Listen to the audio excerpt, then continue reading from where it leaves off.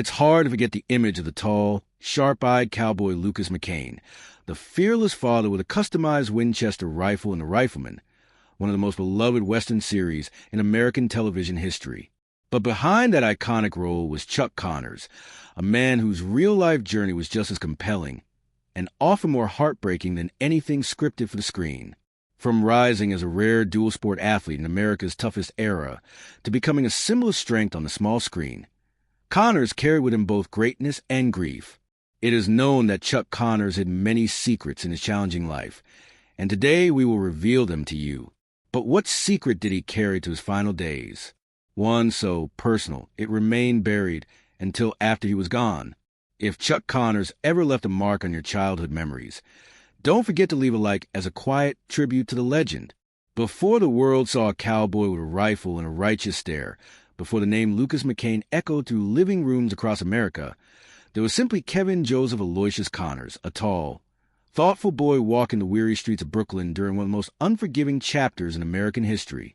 Born on April 10, 1921, to Irish immigrant parents Alan and Marcella Connors, Chuck was brought into a world that demanded everything and offered very little. The Great Depression was not just an era. It was a daily reality that left millions in silence, hunger, and despair. His father worked the docks as a longshoreman, enduring the bitter cold and brutal hours, while his mother took up small, irregular jobs to stretch every dollar just a bit further. Home was modest, meals were humble, and dreams had to be stronger than circumstance. In a 1975 interview, Chuck quietly recalled, "We didn't have much, but we had each other, and somehow that was enough." That memory wasn't romantic. It was a window into a home where the heat often failed, where shoes were worn thin, and where hope came in the form of a single shared smile at dinner. As a child, Chuck found refuge not in comfort, but in movement. The cracked sidewalks of Bay Ridge became his field of dreams, and the dusty courts of the local boys' club were his escape. He played baseball with the same intensity that others fought for survival, not for glory, but to feel alive. His eyes were always scanning for a way out, a way forward. And at just 14 years old, a glimmer appeared.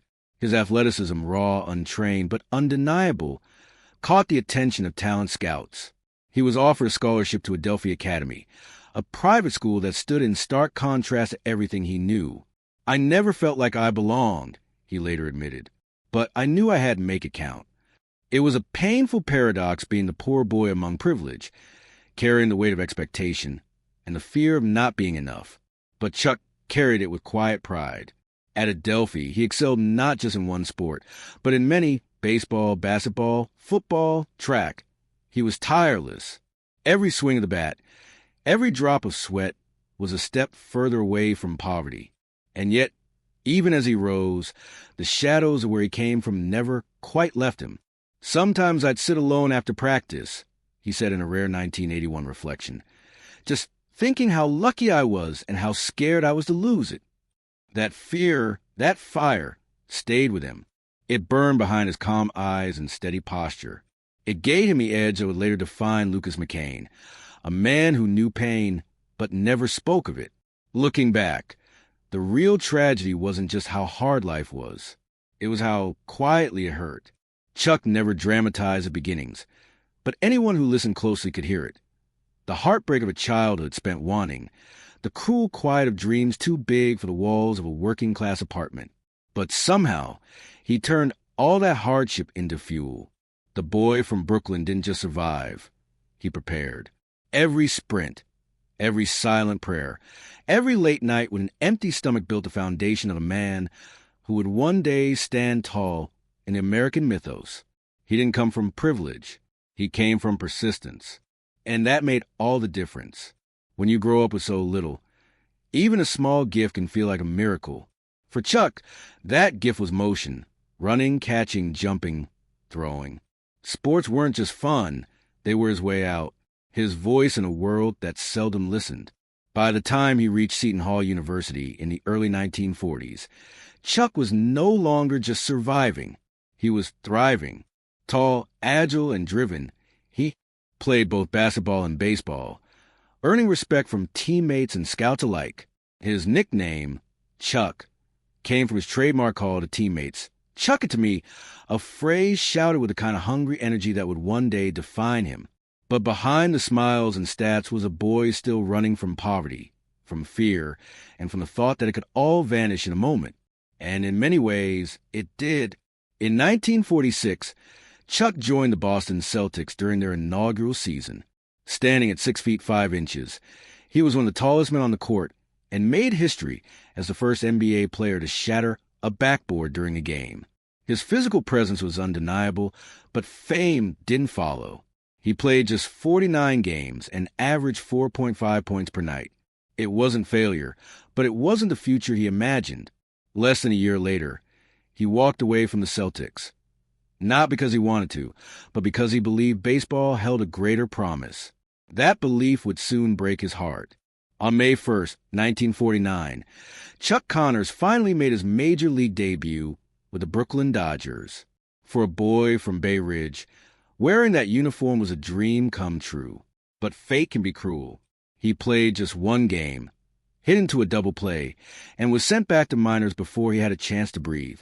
That day stayed with me for years, he admitted decades later. I thought that was it, that I'd blown everything. But Chuck didn't give up. He kept playing in the minor leagues with unrelenting determination.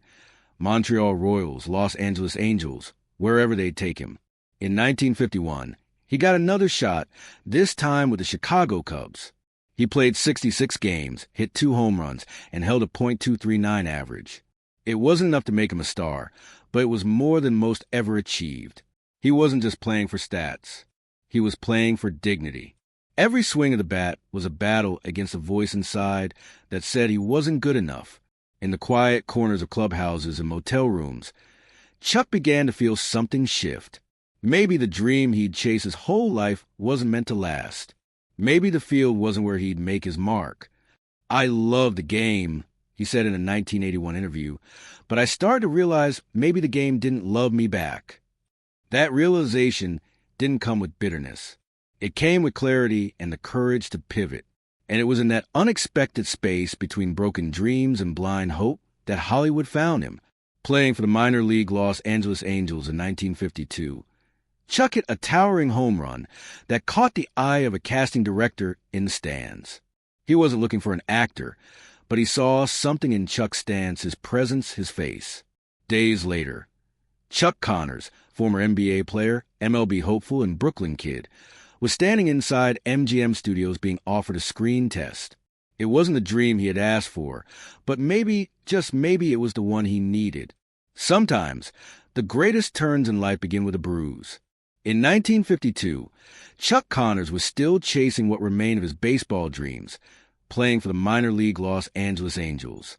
The cheers were smaller, the lights dimmer, and his body bore the quiet exhaustion of a man who had given everything to a dream that wouldn't love him back. But destiny has a curious way of waiting in unexpected places. That year, in the middle of a routine game, Chuck hit a towering home run. It wasn't just a distance that impressed. It was the way he moved, the way he commanded the field with quiet presence and raw intensity. Among the spectators was Billy Gordon, a casting director from MGM. Gordon wasn't their scouting talent, but when he saw Chuck tall, rugged, and naturally expressive, he leaned to a colleague and said, "That's the Laurence Olivier of the Diamond." That single moment, born of coincidence and quiet charisma, changed everything. After the game, Gordon approached Chuck directly in the locker room and handed him a card. "You ever think about acting?" he asked. Chuck chuckled. He hadn't. His mind was still on the next pitch, the next game. But then, just days later, a minor injury sidelined him. It wasn't serious, but it was just enough time to consider a new path. Out of curiosity, Chuck walked into MGM for a screen test. What happened next was nothing short of remarkable. The camera rolled and something clicked. He wasn't playing baseball anymore, but the same focus, the same unspoken intensity he'd honed for years on the field translated effortlessly to the screen. Within 3 days, Chuck Connors signed his first Hollywood contract. For a man who had spent the last decade being told he wasn't good enough, the affirmation was quietly overwhelming. "It felt like I'd finally been seen," he later said in a 1964 interview. His first role came in Pat and Mike, a romantic comedy starring Spencer Tracy and Katharine Hepburn. Chuck played a small part, a police captain, but it was more than a debut. It was a door. On set, Spencer Tracy pulled him aside and said, "Stick with it. You've got something." That single sentence lit a fire in Chuck that no stadium crowd ever had. He threw himself into acting with the same intensity he once gave to sport. Over the next 5 years, he took on every role that came his way, big or small, background or speaking. His frame was imposing, but his performances began to show depth, quiet, wounded, noble. In 1957, he landed a role that would quietly change his trajectory once again. In Disney's Old Yeller, Chuck played the stern but loving father Bern Sanderson. The film was a family drama, but Connors gave the role warmth. Producers of a new TV project watched closely. They were preparing a western about a widowed rancher raising a son in the Old West. After seeing Chuck in Old Yeller, they knew they'd found their man. And so, without fanfare, the boy from Brooklyn, who had been forgotten by sports, found his way to something far more enduring. He didn't need to hit home runs anymore. He was about to carve his place into American television history. Looking back years later, Chuck said, "Baseball taught me how to lose. Acting taught me how to stay standing." And in that simple line lived the truth of his journey. Hollywood didn't just give him a second chance. It gave him a voice, a purpose, and a place where every quiet heartbreak from his past could finally be heard, even if it was through a cowboy with a rifle and a heart full of grief. In 1958, after years of sports wounds and Hollywood whispers, Chuck Connors finally stood in the scorching Arizona sun on the set of The Rifleman, poised to bring Lucas McCain to life. At that moment, he wasn't just an actor. He was becoming the iconic father millions of American households will hold as their own, strong, stoic, and deeply human. When producers first offered him the role, Chuck nearly walked away. The salary was lower than his previous gigs, but MGM sweetened the deal with a 5% share of the show's profits, a calculated bet on his own authenticity. He accepted, knowing this might be his last shot at something real. What followed was the labor of a lifetime. He spent hours training with Rod Redwing, mastering horseback riding, and the art of spinning his modified Winchester lever. His hands blistered, his muscles ached. Yet, every bead of sweat and every ache was an investment in truth. The truth of a man who'd lost much in life but refused to lose himself. Chuck once reflected in a rare 1965 interview that playing Lucas McCain was a blessing buried in bruises, and you could hear in his voice pride laced with sacrifice. The show premiered on September 30th, 1958, in living rooms tuned and across America. It wasn't simply a weekly Western. It was an invitation into a father's soul, a portrait of love wrapped in grit. Lucas McCain, a widowed rancher raising his son Mark alone in the unforgiving New Mexico territory, became a symbol of paternal devotion and moral clarity. Letters poured in. Letters from single fathers who said the character gave them courage to raise their children, from Vietnam vets craving stability and justice at home, from teenagers mourning families broken by poverty or loss. A man in Idaho wrote, "Watching Lucas has given me an anchor when I had none. Thank you, Mr. Connors, for showing me what love really looks like." Over 14 million households tuned in on opening night. The show climbed to the fourth highest rated program in its first season. But for Chuck, success brought a silent price. He was no longer himself. He was Lucas. The crisp hat, the steady rifle, the moral compass. The public could no longer separate man from myth. He recalls in a letter to a close friend dated 1961, "I haven't looked in a mirror and seen Chuck in a long time. I see Lucas, and sometimes I wonder who's left inside." Behind the scenes, Chuck was not just a performer. He was creative force, serving as story consultant, rewriting dialogue to ensure Lucas spoke like a real working rancher, and bringing in old teammates like Duke Snider to guest star for authenticity. He also mentored younger actors like Dennis Hopper, pushing them to find the man beneath the hat. Yet his devotion, though lauded on screen, quietly corralled him in real life. Directors and casting agents began to see only Lucas McCain. Any hint of a New York accent or tough guy nuance outside that world threatened to erase the illusion. He found himself declining non-Western scripts year after year, not from choice, but from being pigeonholed. By his final season in 1963, after 168 episodes and countless emotional standoffs between Lucas and his son, Chuck was caught in his own making, a hero on camera, but with a career fence built too high to cross. Still, he wore the role with honor. During filming of one episode, he spent an entire afternoon rehearsing a single scene teaching young Mark to confront fear instead of running. Crew members remember the way tears gathered in his eyes when the director yelled, "Cut!" Because in that moment, Chuck was not acting. He was that father. To this day, fans remember that scene as one of the most powerful portrayals of fatherhood ever shown on television. The Rifleman not only set household standards, it changed broadcast culture. It introduced a brand of masculinity that didn't shy away from tenderness, that acknowledged grief and vulnerability, and that held a gun not to instill fear, but to defend what was right. Chuck Connors carried the burden of that message every day. He was proud, but he was also tired. His physicality, disciplined posture, and calm demeanor became Lucas's armor and at times his prison. In a rare 1964 letter, he wrote, "I've given my strength to Lucas, and sometimes I feel empty at home. His life and mine are tangled beyond repair." By the last season, his popularity remained steadfast, but the boundary between Chuck and Lucas blurred so completely that Hollywood no longer recognized the man behind the legend. In the audience's eyes, Chuck Connors was Lucas McCain, and nothing else mattered. Yet, in that paradox lies the truth of his greatest role. He didn't just give America a TV hero. He gave them a father, one who carried quiet pain, unwavering love, and an unwavering moral compass, all captured through that Winchester spin and prairie sunset. When the credits roll on the final 1963 episode, there were no fanfares, just the echo of a rifle's bark and the heavy hush of millions missing something they never fully understood. A real father who had fought too long to keep his identity inside a myth. It wasn't just the on-screen bond between Lucas McCain and his son Mark that captured America's heart. Behind the scenes of The Rifleman, a far deeper, more poignant relationship was unfolding between Chuck Connors and young actor Johnny Crawford.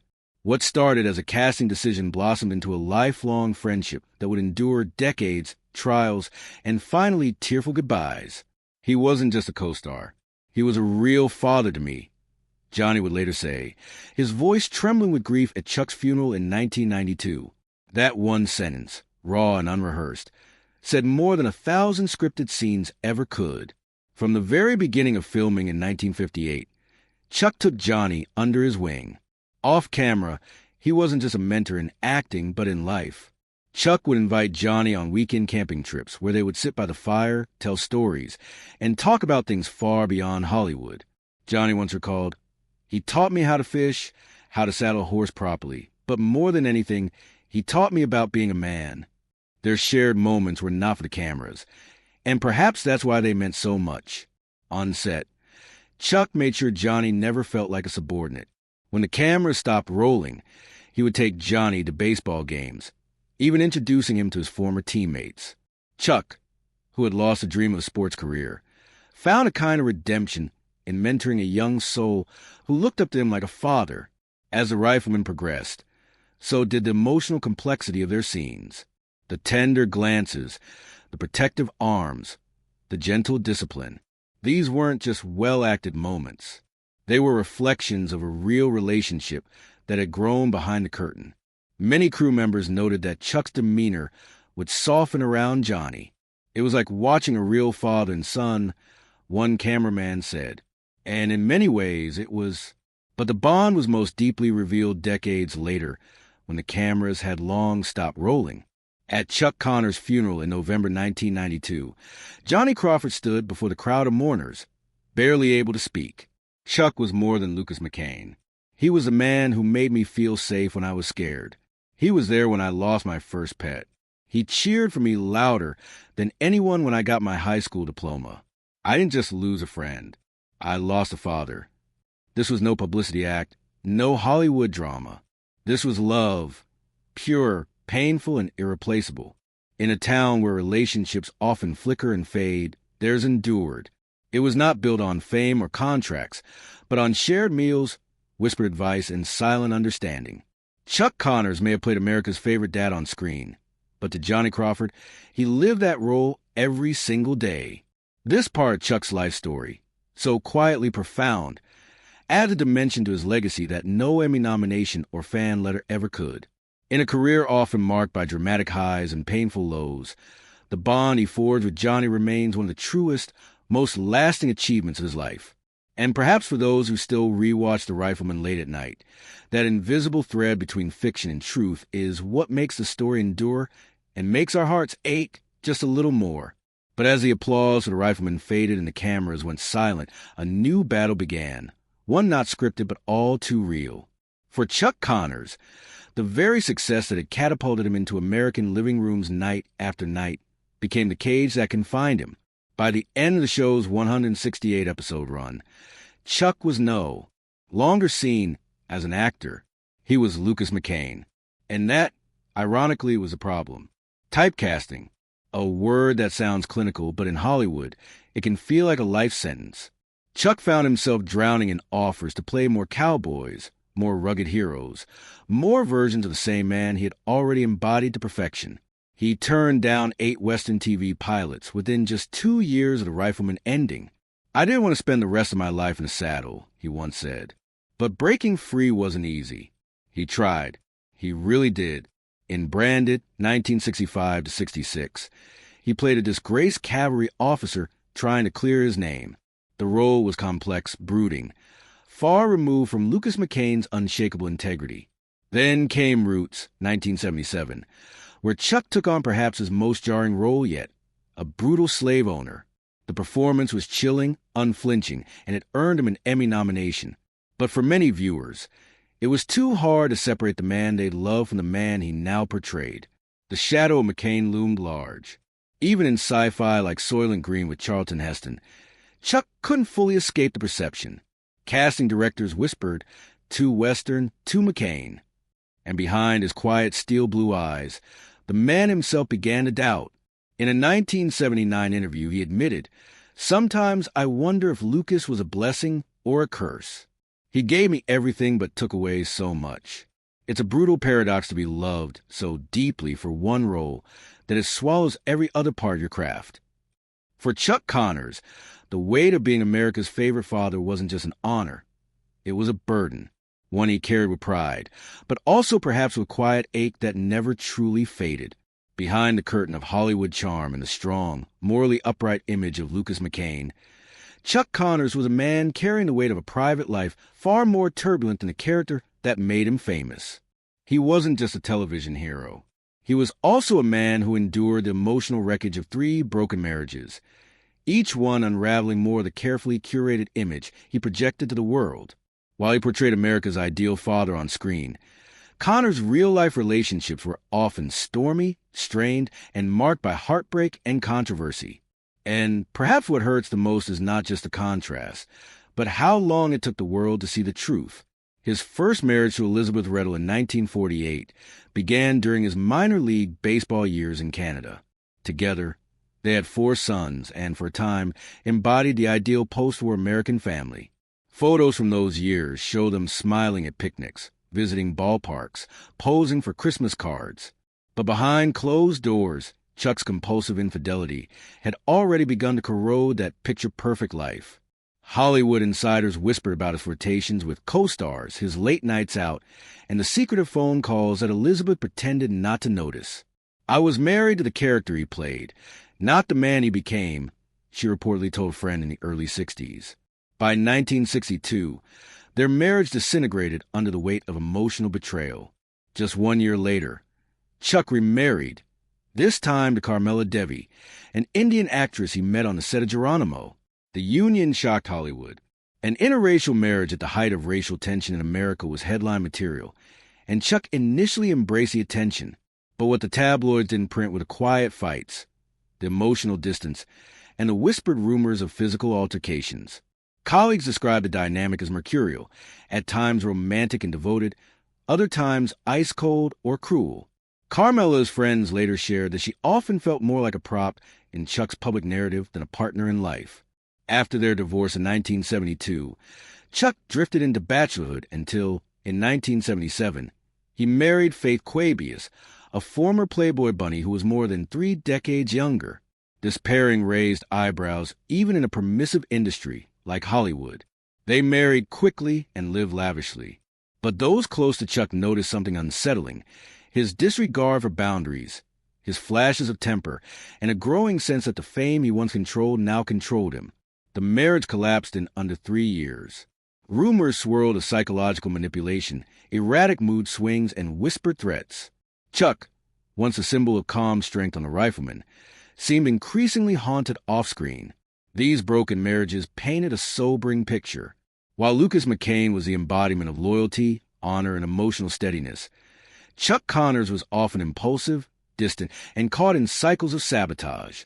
One of his sons later remarked in an interview, "People saw him as this incredible father figure, but we knew him as someone who chased roles more than birthdays, who kissed fans more than he hugged us." The damage ran deep.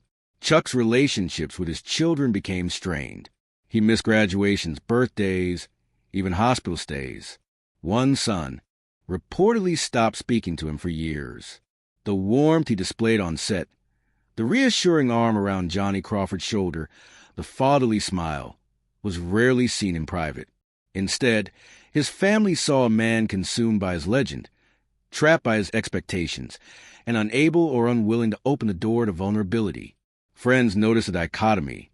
Too, on set, Chuck could light up a room, but alone, he seemed shadowed, preoccupied, guarded. He was two people, one director recalled. The man who made America cry every Thursday night, and the man who cried alone in his trailer once the camera stopped. Some of his female co-stars grew weary. Several declined to work with him again, citing behavior that ranged from inappropriate flirtation to full-blown emotional manipulation. While nothing ever became public during his lifetime, the private consensus was clear. Chuck Connors was complicated, magnetic, but emotionally dangerous. Yet still few spoke out. His charisma, his fame, and the towering presence of Lucas McCain cast a long protective shadow. It wasn't until after his death in 1992, as the memorials faded and old friends spoke more candidly, that a fuller picture emerged.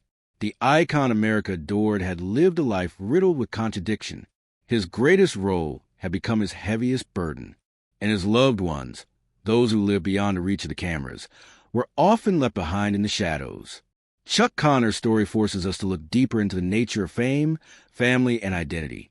It asks the uncomfortable question: can a man be both a hero and a heartbreaker, both an icon and an absentee? And if so, which one do we remember? The man on the screen or the man behind it? In the end, perhaps the greatest tragedy wasn't his failed marriages or fractured family. It was that the very qualities that made him unforgettable to millions, his strength, stoicism, and charisma, also built the emotional walls that kept those closest to him at arm's length. Chuck Connors wasn't just a character on television. He was a man full of conflict, heartbreak, and complexity. And like so many great performances, his real story wasn't fully understood until long after the final curtain fell. Chuck Connors may have captivated audiences with his rugged charm and fatherly wisdom on screen, but behind the scenes, a very different story was unfolding. One far more controversial, complicated, and painfully human. As Lucas McCain, he projected the kind of man every son admired and every daughter trusted. But many of those who worked with him, especially women, would later recount a less polished, more unsettling reality. In the tight-knit circles of the 1960s and 70s Hollywood, whispers about Chuck's behavior grew louder. Several female co-stars reportedly declined further project with him, citing his overly flirtatious demeanor, boundary-crossing conversations, and persistent advances. On the surface, these interactions might have been brushed off as harmless charm, but behind closed doors, the unease was palpable. As one unnamed actress allegedly confided, he played a gentleman on screen, but he didn't always know a performance ended. Others on set echoed similar discomfort. Crew members recalled instances where Chuck would shift from jovial and magnetic to cold or controlling depending on the attention he received. His towering presence, once a comforting image of paternal strength, could become an instrument of intimidation when things didn't go his way. While no formal accusations ever reached public record during his lifetime, the number of quiet refusals to work with him again spoke volumes. Meanwhile, in his private life, the cracks were showing even deeper. Some of his children, especially those from his first marriage to Elizabeth Riddle, had expressed over the years a profound sense of emotional abandonment. One son, in a rare interview, said, "People ask me what it was like to grow up with Lucas McCain as a father. I tell them I didn't. I grew up watching him on TV like everyone else. But in real life, he was never there." The contradiction was heartbreaking. Millions saw Connors as the ultimate protector, the man who would stop at nothing to safeguard his son Mark in Rifleman. Yet his own sons, flesh and blood, often had to navigate their most formative years without him. Birthdays passed without phone calls. Major life events came and went with no acknowledgement. Even when present, Chuck was described as distracted, preoccupied with scripts, fame, or his next conquest. This emotional distance bled into his relationships with friends and colleagues. Some found him generous and captivating. Others called him moody and dismissive. A recurring theme in these accounts was unpredictability. Moments of warmth followed by sudden withdrawal. Praise followed by cold criticism. One fellow actor remarked, "Chuck had a gift for making you feel like the only person in the room until you realized he wasn't really listening." As the years wore on and his stars slowly dimmed, the behaviors became more pronounced. His interactions with younger women drew increasing scrutiny, and stories of impulsive outbursts circulated more widely. Many began to view him as a man still living inside the armor of Lucas McCain, refusing to let anyone see his true self, even as that persona became increasingly difficult to maintain. In retrospect, Chuck Connors' life behind the camera was a portrait of contradiction. A man revered for his moral compass on television, yet frequently adrift from those very principles in real life. His story compels us to examine the cost of idolizing public personas without questioning the private sacrifices that make them possible. What happens when the hero we admire exists only between the lights, cameras, and applause, and the man beneath those layers has lost us all? Commercial breaks? And what price do those closest to him pay for the illusion? The tragedy of Chuck Connors wasn't just in his flawed relationships or in the whispers that followed him through studio lots. It was in the chasm between the man the world adored and the man who, by many accounts, never fully showed up for those who needed him most. He was a star that lit up millions of homes, yet left darkened corners in his own. Perhaps the true heartbreak of his legacy is not that he fell short of perfection, but that he taught us painfully how often the brightest myths cast the longest shadows. In the final chapter of Chuck Connors' life, the lines between character and man blurred once more, this time with raw emotion and visible vulnerability. In 1991, nearly 3 decades after The Rifleman ended, Connors returned to his most iconic role in the television movie The Gamble Returns, The Luck of the Draw. As he stepped into Lucas McCain's boots once again, those who were there recalled how he wept while choosing the right hat for character. That single moment spoke volumes. This wasn't just a role. It was a part of his soul, a persona he never truly let go of nor wanted to. Lucas McCain had become his legacy, his shadow, and perhaps his final comfort. But behind the reunion was a heartbreaking truth. Years of smoking had caught up with Connors. In early 1992, he was diagnosed with lung cancer. Not long after, he was hospitalized with pneumonia. Just months after stepping once more into McCain's world, Chuck Connors passed away on November 10, 1992, at the age of 71. The disease that stole his breath also silenced one of television's most enduring voices. At his memorial service, Johnny Crawford, his on-screen son and real-life companion, delivered a eulogy with tears in his eyes. "He wasn't just a co-star," Johnny said softly. "He was a wonderful man. He was my friend. He was my father."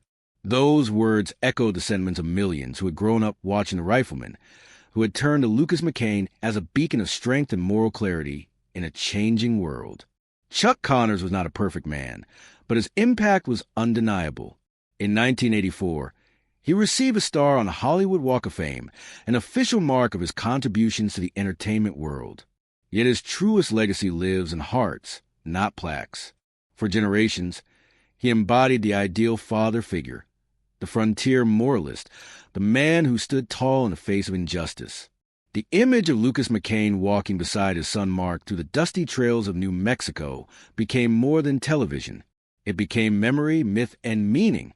Even today, The Rifleman remains a beloved classic, particularly among older American audiences who remember what it meant to gather as a family week after week to watch stories of courage, discipline, and love.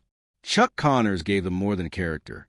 He gave them hope, stability, and an image of fatherhood that many longed for and some never had. So, what do we take away from his story? Perhaps it is this: legends are not forged in flawlessness, but in the courage to live through contradiction. Chuck Connors lived a life full of glory and regret, connection and distance, triumph and tragedy. He was a sportsman, a screen icon, a father, a loner, but above all, he was human. If Chuck Connors ever left a mark on your memories, whether through a black and white television set in your family's living room or a quiet scene shared with your father, leave a comment below. Share your story. And if this tribute touched something in you, consider liking, sharing, and subscribing to our channel. Let us keep these memories alive, not just for the man he was, but for the legend he'll always be.